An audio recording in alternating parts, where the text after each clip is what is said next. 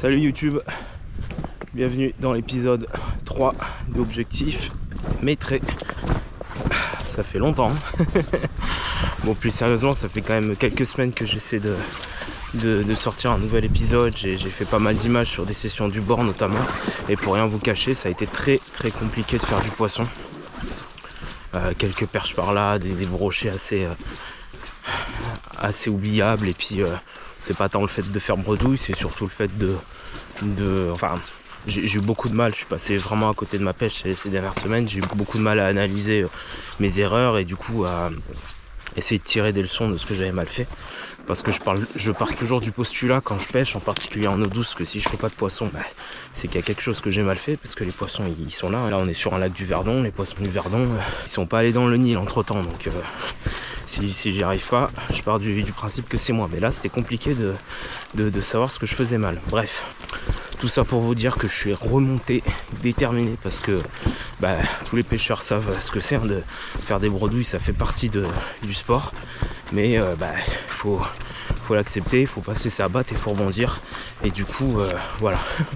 Là ce matin, j'ai envie, je pense que je vais bien me buter sur le lac et je suis sûr que ça va marcher. J'ai pas mal de leurres à vous proposer. Alors, à la base, je devais venir avec un collègue. Et puis, au dernier moment, non, je ne viens pas. Non, je ne viens pas, je vais faire bûcheron. Et monsieur, la veille, m'appelle, je ne viens pas. Ah non, je ne viens pas. Je vais faire bûcheron. Je vais gagner des milliers d'euros en faisant bûcheron. Alors, connaissant le loustic, moi, ça me fait rire, hein. Mais bon, c'est pas grave. Je pêche bien quand je suis tout seul aussi. Et si je fais le maîtré aujourd'hui, tant pis, je le partagerai avec vous plutôt qu'avec mes potes. Alors j'avais pour projet aussi de faire des vidéos mer. Mais là cette semaine, je peux vous assurer que sur Marseille, c'est un calvaire. Il y a un mistral de fou furieux. Et du coup, j'ai fui comme un lâche. Et du coup, aujourd'hui, on va aller se faire une belle petite session dans le Verdon. Il n'y a pas de vent. On est sur le lac d'Esparon que je vous avais déjà présenté. Il n'y a pas de vent, normalement la météo est bonne. Donc alors l'eau sera sûrement froide, mais bon, c'est pas grave, j'ai mis le pantalon de plongée. Allez, je parle pas plus parce que c'est compliqué d'avancer avec le flotte sur le dos et la GoPro dans la main. Donc je vous retrouve au bord de l'eau et puis je vous parle un peu de la stratégie du jour.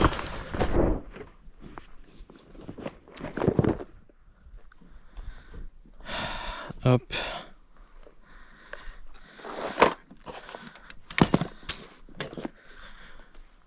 Allez. Bon, à la recherche du brochet maintenant. Donc pour ça, qu'est-ce qu'on va faire? J'ai beaucoup de nouveautés à tester aujourd'hui. On va commencer par cette petite boîte qui est ma boîte classique où je mets on va dire mes leurres métalliques à part mes jigs. Et regardez-moi ça les amis. Tadam. C'est bien rempli hein, tout ça. Est-ce que c'est compter les cuillères de pêche, observer la collection de timbres, je ne sais pas trop. Hein, voilà. Donc, qu'est-ce qu'on a? On a en tournante, je me suis dit il y a quelques temps, ça fait longtemps que j'ai pas pêché à la tournante. Hop, FZ de chez Dame, 25 grammes. Elle est trop stylée, je l'ai un peu testé le week-end dernier, j'ai fait de la perche avec. Je vous avais déjà présenté les Rapala, Armaja et la Novo en ondulante que j'adore. J'ai encore craqué. Merci Rapala, je vous remercie pas parce que ça commence à me coûter cher ces histoires. Regardez-moi ça, on regarde. Regardez-moi déjà ça. La Minnow Spoon, un truc comme ça. Avec un protège-hameçon, j'ai mis un petit teaser. Voilà, on a des coloris un peu sympas. Voilà, magnifique coloris, arc-en-ciel. Et alors là, c'est dommage qu'on n'ait pas plus de soleil parce que ça fait des reflets ça les amis. X-Rap Scope, X-Rap Scoop même. 14 cm de chez Rapala. Cuillère ondulante avec un profil ultra asymétrique. Elle n'est pas en plomb, en tout cas c'est du plastique et c'est plombé à l'intérieur. À l'inverse de beaucoup de cuillères ondulantes qui sont en métal pur. Et alors ça les amis, à mon avis, ça va faire carnage. On réserve ça pour les zones un peu plus profondes. En attendant, on va attaquer relativement petit avec la Minnow Spoon. On se lance ça sur la casting. J'ai bien mis ma pointe en 80 centièmes en bas au cas où. Donc cette casting que j'avais déjà utilisée dans l'épisode précédent. La vache, ça se lance loin ce truc. Sakura Fresh Sniper, une casting on va dire big bait, 14-75 grammes je crois, un truc comme ça, ou 74. Une canne que j'adore mais qui revient de loin. Week-end dernier j'ai cru que je l'avais définitivement terminé sur un mauvais lancer où ma tresse s'est accrochée autour des anneaux. En fait j'ai juste arraché deux de mes anneaux de fin.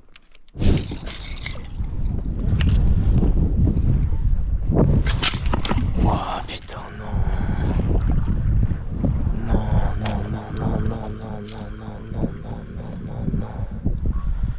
Qu'est-ce que j'ai foutu? C'est quoi cette putain de merde? J'ai pété quelle canne là en fait là. Et voilà, c'était la seule surprise de la session. Heureusement j'avais ma canne spinning à côté donc j'ai quand même pu pêcher un minimum, mais c'était pas facile. Et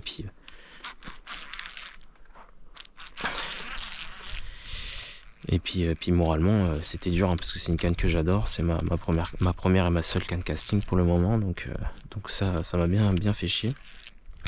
Au final j'ai normalement réparé la canne, j'ai commandé des anneaux équivalents on va dire chez Roadhouse, anneaux en 7 mm si ça vous arrive. Et voilà, du coup j'ai recollé ça dans les ligatures. Normalement ça devrait tenir. Et il va falloir que je fasse attention aujourd'hui à bien checker ma tresse avant de lancer des leurres de 80 grammes comme un bourrin et d'arracher, de tout arracher là, que ça me serve de leçon. Voilà.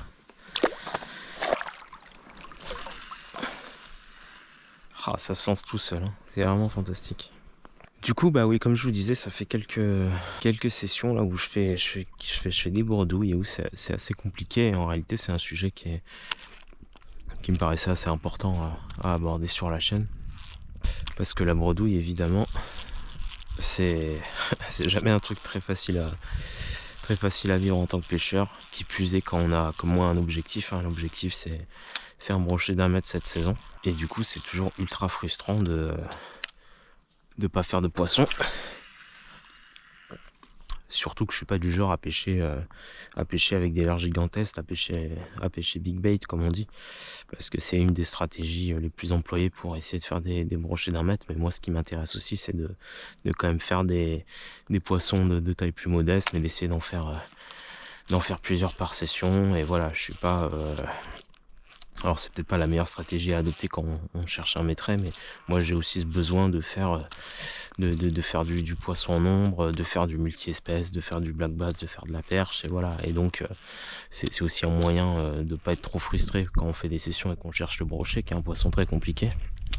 Parce que on peut toujours s'amuser sur d'autres poissons, et moi je suis de ceux qui considèrent que une très belle perche ou un très beau black bass, ça vaut sans problème un joli brochet, même si l'espèce est par définition moins grande, peut atteindra jamais des tailles aussi grandes qu'un brochet. Un poisson reste un poisson, ça reste des actions qui peuvent être hyper impressionnantes, des combats qui peuvent être très très très très fun, et voilà, ça fait toujours des beaux souvenirs. Donc voilà, et en général si je fais pas de brochet, je suis à peu près sûr de faire de la belle perche ou du beau black bass. Les dernières sessions c'était pas le cas. Tant s'il y avait pas de bredouille, je pense qu'il y aurait plus de pêcheurs, parce que c'est aussi ça qui fait qu'on continue d'y aller, hein. Si on faisait du poisson à chaque fois, on se serait très très vite lassé.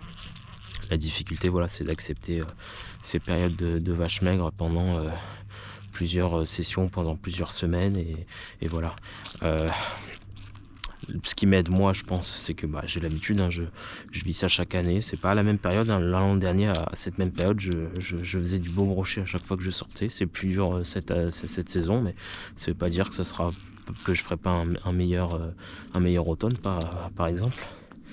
C'est plein de paramètres que j'ai toujours un peu de mal à analyser, de pourquoi ça marche pas, mais j'ai pas non plus 20 ans d'expérience dans la pêche, donc c'est comme ça, on en apprend tous les jours. Et évidemment, ce qui m'aide à tenir, à rester motivé, je sais pas si c'est le mot, parce que passionné, à rester passionné, la motive on s'en fout, de toute façon c'est une addiction la pêche, donc on n'est plus au stade de savoir si je suis motivé ou pas pour aller pêcher. Voilà, là c'est samedi, je me suis levé à 6h pour me taper 1h30 de route, il fait froid, voilà, c'est pas une question de motif, c'est pas une question de discipline, c'est une question d'amour là. C'est profond hein, ce que je dis. Et du coup, oui, évidemment, moi ce qui m'aide le plus, c'est de savoir que j'ai un objectif, que j'ai envie de réussir. Je sais pas hein, honnêtement si je vais réussir à le prendre ce poisson maîtrait, je finirai par y arriver, mais est-ce que j'y arriverai cette année, est-ce que j'y arriverai en vidéo, j'en sais rien. J'étais pas loin l'an dernier, alors je sais que la période où j'aurai le plus de chances d'en prendre, ça va être cet hiver, hein, parce que c'est en hiver que les poissons se gavent pour préparer la fraie, et c'est là qu'on peut faire les plus gros brochets, c'est là où je fais mes plus gros brochets. Mais voilà, c'est sûr que cet objectif, ça me donne un cadre, une vision claire. C'est ce que j'aime avec la pêche, c'est que la pêche en soi, c'est pas compliqué, hein. On passe nos vies à se challenger, à se donner des objectifs, à se mettre des pressions pas possibles, à essayer aussi souvent de chercher du sens à ce qu'on fait. Le sens de la pêche, il est simple, hein, c'est de prendre du gros poisson, voilà. C'est tout. On n'a plus besoin de pêcher pour se nourrir depuis longtemps, on pratique quasiment tous le no-kill, voilà, donc le but, voilà, c'est de faire ce que je fais, c'est-à-dire lancer des leurres, ramener les leurres et essayer de faire un poisson, c'est tout ce qui compte. Le fait de m'être lancé ce défi et de surtout de le faire sur YouTube, sur une chaîne, de partager ça à une communauté qui est pas encore énorme mais qui grandit et qui est plutôt engagée, et ça je vous remercie encore pour tous les commentaires, les conseils, les remarques et tout que vous me laissez à chaque fois, c'est vraiment un plaisir, hein. Mais c'est sûr que ça m'oblige en fait vis-à-vis de vous un petit peu. Et du coup je vous avoue que ces dernières semaines j'étais pas au top moralement, parce que bon je me disais putain je sors, je filme pendant des heures toute ma session et j'ai rien à montrer quoi. Donc j'hésite, est-ce que je fais un épisode, est-ce que je fais pas, voilà. Je sais pas encore c'est quoi la bonne stratégie, mais voilà. Allez, il va finir par mordre ce brochet, on y croit.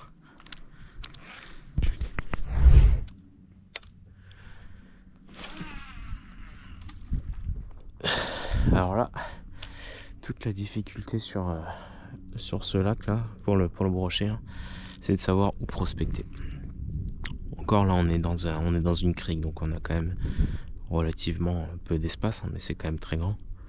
Mais la question c'est, est-ce qu'il vaut mieux que je cherche les brochets sur les bordures, ici on va avoir les maximum peut-être 2 mètres, 2 mètres 50 de profondeur, et encore c'est beaucoup, ou est-ce qu'il vaut mieux aller les chercher sur la cassure? Dans l'épisode précédent, ça avait plutôt tapé dans le creux, donc il valait mieux pêcher les cassures que les bordures. Maintenant c'était il y a plus de 2 mois, hein, donc il faisait quand même chaud, les herbiers étaient pas au même stade. Là on a quand même on a l'automne qui arrive, donc si je suis mon instinct, j'aurais plutôt tendance à pêcher les bordures en me disant que l'eau s'est refroidie. Les poissons vont, j'imagine, se poser au-dessus de la thermocline, donc je pense qu'il y a peut-être plus de chances de les faire sous pas trop de fond, mais je sais pas trop sur quoi je base mon raisonnement, hein, comme d'habitude. Donc bon, pour l'instant je vais vraiment gratter les bordures surtout, et je vais peut-être changer de leurre. Hop, on va se monter une World Wide Spoon et après on testera tout le reste des produits Rapala que j'ai.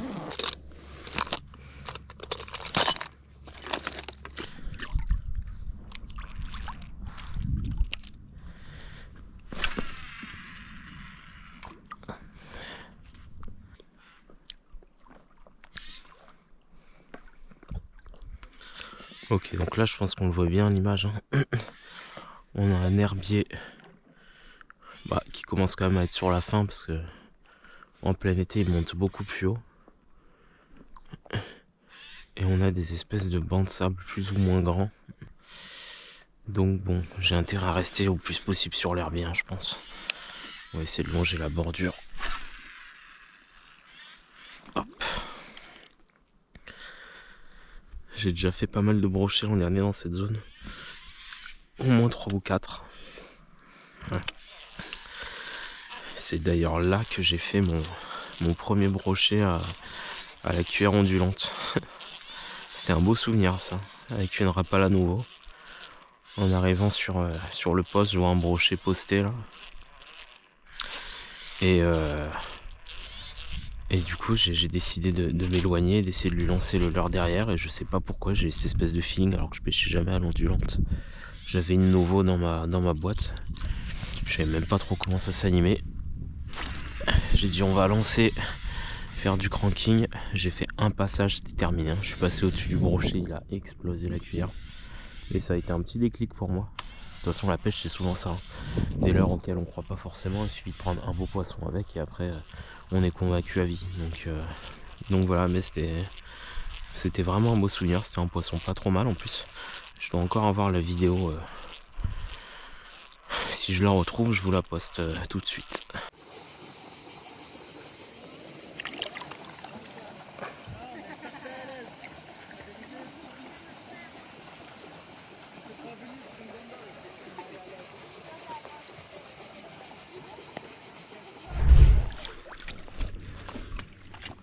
Bon bah les gars, pour l'instant c'est compliqué la session. Pas de poisson, zéro, pas une tape, pas un raté, pas un suivi. Le seul poisson que j'ai vu c'est à l'instant un black bass, assez joli d'ailleurs, sur un spot où j'en ai déjà fait.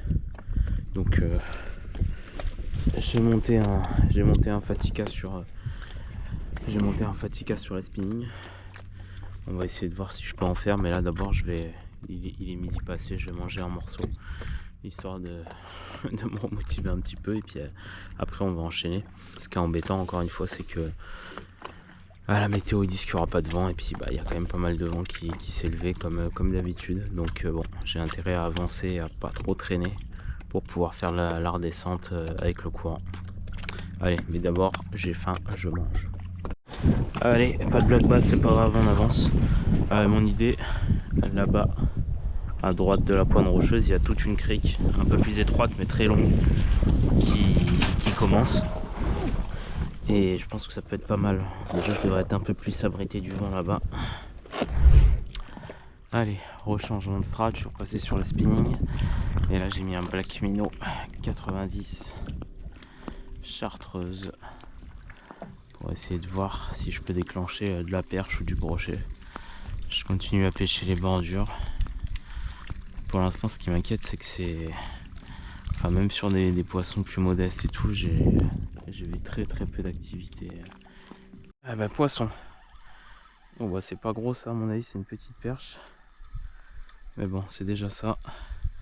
Désolé, j'avais pas la caméra allumée au moment de la tape. On va voir ce que c'est. Ah, un petit brochet. Un petit pike. Allez viens la pépère. Hop.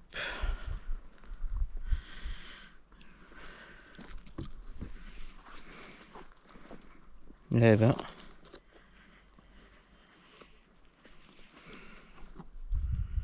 Il fait même pas 35 Fada.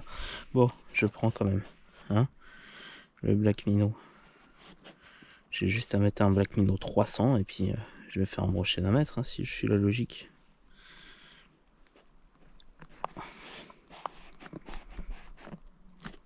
Hop.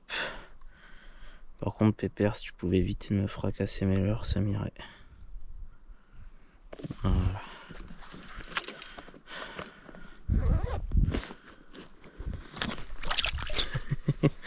Bon bah voilà, il sait se libérer tout seul au moins. Bon, hein. Est-ce qu'on est content? Bah c'est déjà ça. C'est minable hein. Allez, c'est pas grave. C'est déjà ça. On va enchaîner, mais j'avoue que j'aurais préféré faire une perche. Mais bon, on va prendre quand même. Allez, hop.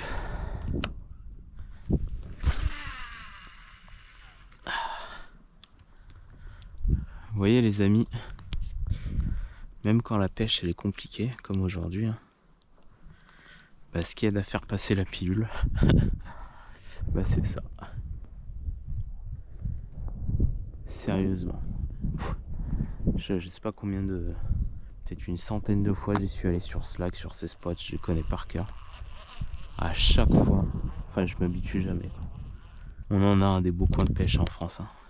Alors c'est sûr qu'il y a peut-être moins de brochets métrés qu'en Espagne ou qu'en Finlande ou je sais pas, hein. Il y a sûrement des très très beaux coins de pêche aussi là-bas, mais ouais, avant d'avoir fait le tour de tous les spots en France, d'avoir vu tous les paysages, etc. Bon courage, hein.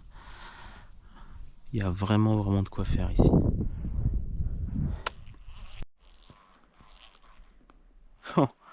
Ah bah un petit black bass à l'ondulante. Alors ça, je l'ai pas vu venir celle-là. Il m'a mis une tape très haute. Bon.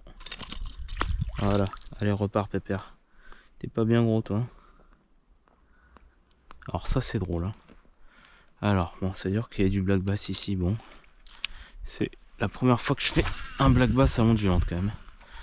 J'ai déjà fait de la truite, du brochet, beaucoup de perches. Bon après hein, c'est évident, hein, des black bass j'en ai déjà fait au jig, ça reste un poisson carnassier, hein. C'est pas parce que ça bouffe des vers que ça bouffe pas des poissons.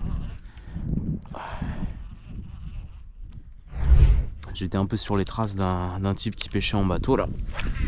Ah, on s'est un peu suivi toute la journée et là il vient de quitter la crique et il a pas mal pêché les bordures. Il avait l'air d'avoir un sondeur active target.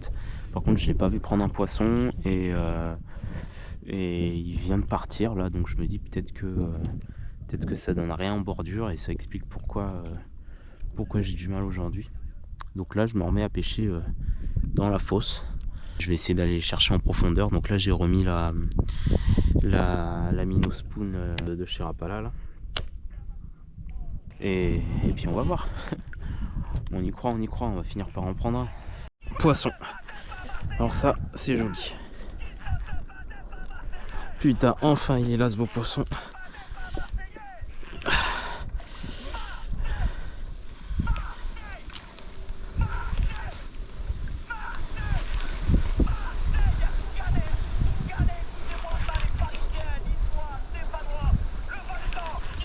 Ah non putain.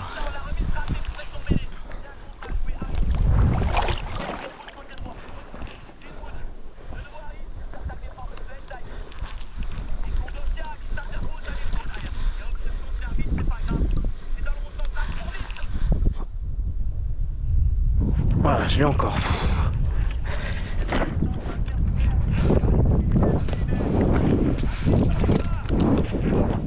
Ah bah il est même pas beau. Mais il se sera bien tanké dans le fond. Eh ben je prends quand même. Eh ben voilà. Ouf. Bon, c'est pas un très beau brochet. On va juste couper le match de l'OM le temps que je parle.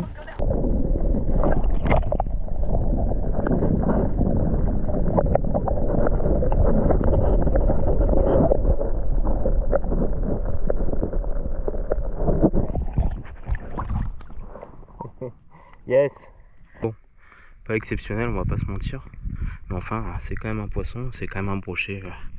C'est pas un sifflet, on va dire, c'est un petit brochet, mais bon, ça fait quand même plaisir. Il m'aura fait un beau combat avec la minnow spoon de Rapala. Je regrette pas de les avoir achetés, hein. Dès l'heure à l'ancienne, je savais le potentiel. Je me suis quand même fait peur sur le combat parce qu'à un moment il s'est vraiment tanké. J'ai encore cru que j'avais perdu. Là, je me suis dit c'est maudit. Et ce qui est marrant, c'est que c'est exactement sur le même spot que là où j'en avais fait un là dans l'épisode 2. Voilà, avec cette arme, etc. J'en ai même fait 2. Donc bon, on va tenter de renvoyer. Il est tard, hein, franchement. Là, je suis en train d'écouter le match de l'OM qui jouait à 17h là. Non, il doit être pas loin de 18h. C'est la mi-temps. Et c'est dur, et la session est dure, mais on y arrive. C'est pas le monstre que je recherche, mais enfin c'est quand même un poisson. Et en fait quand la pêche est compliquée comme ça et tout, bah, il faut aussi savoir se satisfaire de ce genre de poisson. Parce que ça veut dire que la pêche est compliquée, mais ça veut aussi dire qu'on n'est pas si minable et qu'on arrive quand même à en piquer quelques-uns. Donc là je vais juste me donner à fond jusqu'au bout. Là il me reste je sais pas 50% de batterie, une bonne heure d'enregistrement, donc on va tenter. Je pense que je vais aller jusqu'à la fin du match de l'OM. On gagne 1-0, j'espère que c'est un signe. Dans l'idéal, on gagne genre 14-0. Et puis j'ai fait 14 brochets, mais bon. Je suis pas convaincu. On verra bien.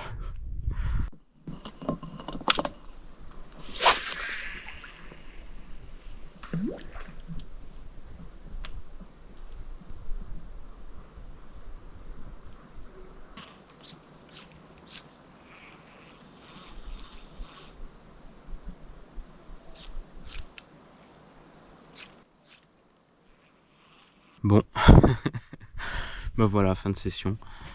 Que dire. Bon, encore une fois, compliqué.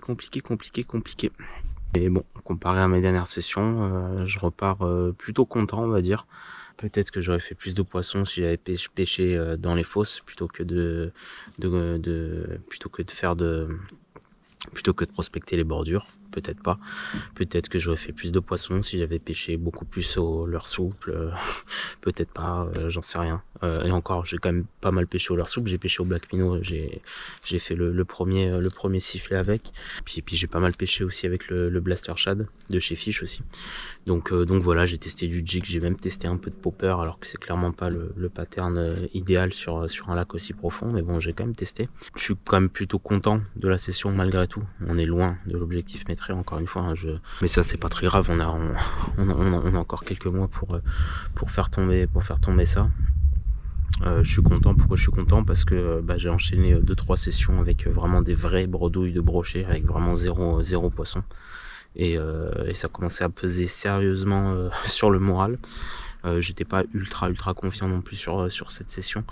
J'ai pêché un peu plus longtemps que prévu. Il va falloir que je décale un peu mes plans pour ce soir, mais bon, c'est pas très grave. Et je suis content parce que j'ai pris avec une des ondulantes que j'avais envie de tester. Et voilà, et je suis content parce que j'ai pas abandonné. Encore une fois, c'est aussi ça qui compte à la pêche, hein. Quand c'est compliqué, faut savoir se satisfaire de poissons comme ça, même si c'est pas le poisson de mes rêves, hein. C'est déjà ça. Voilà, écoutez, prochain épisode. Alors soit je démarre une nouvelle série pêche en mer. Je peux vous dire que là, le froid commence à arriver sur Marseille et tout. J'en dis pas plus, ceux qui pêchent en mer savent de quoi je veux parler. Et franchement, je vais vite là, sur mon avis, semaine prochaine, dès que j'ai un créneau, je vais aller tenter ça. Et si ça donne, je vous sors tout de suite le nouvel épisode pour la nouvelle série qui va occuper vos écrans et vos soirées tout l'hiver. Voilà. D'ici là, merde à ceux qui vont pêcher. Merci encore de me suivre. N'hésitez pas à lâcher des commentaires, à vous abonner, à partager pour donner de la force. Il y a de belles choses qui arrivent. Et puis on se retrouve très vite. C'était Objectif Métré. Bim.